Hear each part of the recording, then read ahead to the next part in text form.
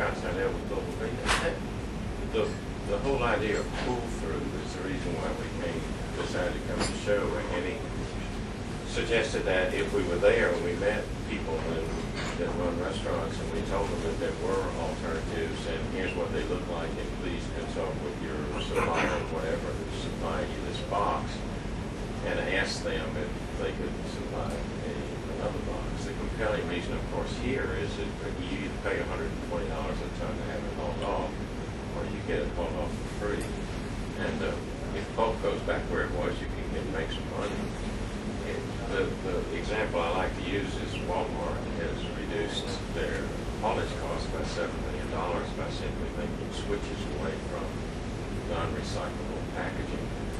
And of course, their numbers are always big like that, but it's amazing how quickly that was accomplished just by meeting with vendors and saying, you know, we have an idea. You should either pay us to have to dispose of your packaging, or you should give us packaging that we don't have to pay to have disposed of. And that was a really value proposition that the suppliers immediately understood, and we just saw this vacuum all of a sudden in this market. So pull-through really helps, and I think the more we can talk to restaurant people in New York, because they ultimately are the people that end up with the hose and went down the cardboard corrugated to put it in the hopper. The more we can talk to them, the better. And in line with what your people are doing, Global Green is interested in the entire waste stream from New York. So we want to investigate other areas. We're doing things like dewatering and food waste to see what the impact will be on the haul away of food waste. And we're working in another organization with, or another part of what they're doing with Repack, which are the people that do outgoing packaging. And there you have people like Starbucks and McDonald's that are following the same pattern. All of those fiber materials that are coming out of stores, whether they end up in the street basket or someplace else, still have lives in them. So our purpose is to see that we get them back in force. This group is more focused on working out of the market. I mean, Cynthia and Zach's company are in the coatings business, so they overlap, and I think we'll have a lot of work. But right here, what we're really interested in is any kind of perishable food that's being shipped on a wax box. We'd like to see it stop.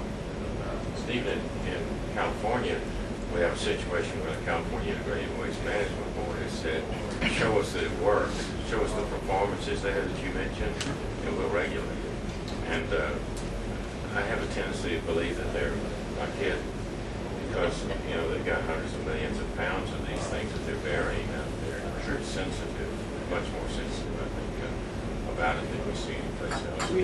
And that's part of the reason for these trials, if we can get these to show across the board. Absolutely. Yeah. But I think the waste industry in New York, if you approach them the right way, they will support these efforts phenomenally. I'm assuming you're working with Waste Management or with the Solid Waste Association. You know, we certainly do. We work with them in Washington and in New York, and they've been enormously helpful because they take the position that they want to educate elements in the supply chain, and by doing so, then you can address all those issues, Scott, regarding measurement of the proposal and the environmental impact. I mean, that's key. We really would like to do more of that. We have Action Carting is one of the sponsors of this group, and Waste Management don't have any more trucks in the city. They sold them all, but they're correct. But they're phenomenally involved in the back end of the waste stream. And sometimes mapping that waste stream out can be enormously helpful. Yeah, exactly. Well, the yeah, sorry, I didn't mean to stop the chain there. Go ahead. I'm Pete Bugas with Interstate, but we're looking at it. We can't just go after one particular segment. I mean, this group has helped hook up the end user, the restaurants. But, you know, for all the restaurants to collaboratively pull this together and make it happen, I don't know if it would ever be pulled off.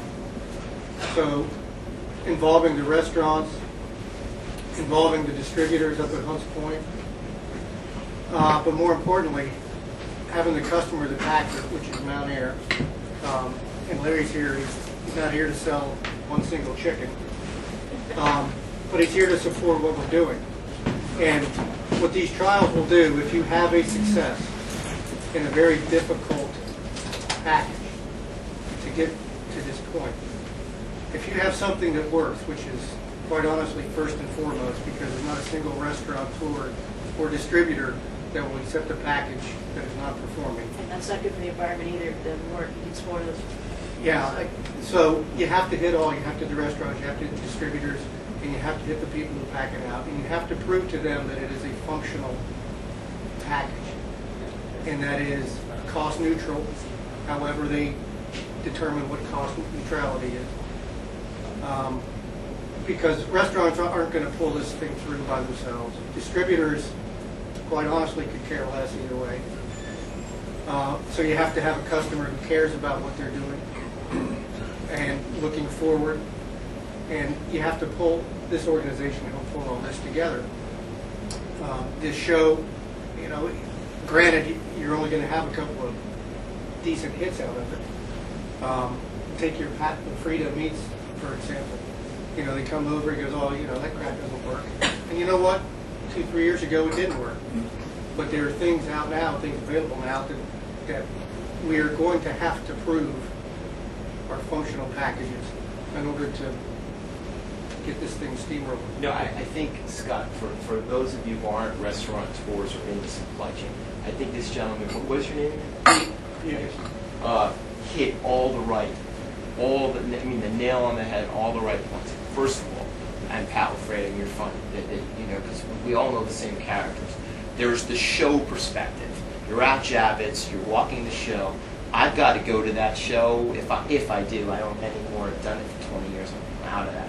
But if I was to go, I'd go with my chef and I'd be thinking about the next best thing, the right machine. I don't have time to look at that machine that extracts my water to reduce my waste because I'm interested in the latest plate or something that'll hold 3 wine glasses for a tasting.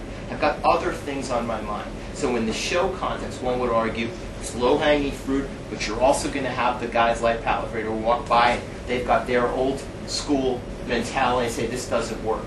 I would argue that you're better off in a forum where you have hungry entrepreneurs, small businesses, restaurants who really want to see change, A. B, still have the suppliers like the Lafredas in the world. We were at a Random House event, right, the publishing company, and we had NJ Har, and some of the big distributors. We had major authors who are known and loved by consumers, and we had restaurateurs. And in that forum, your point would have been received much more palatably, and you'd have greater impact. I would argue even more so than you would at the Javits Center at a show. Go to a Michael Pollan event, talks about sustainable food and so forth. Go to a Michael Pollan event in Brooklyn, you're talking about a sold-out room of 2,000 people, and many of them in the food business. That's your forum. Ride the change. Ride the momentum and the desire of both consumers and businesses.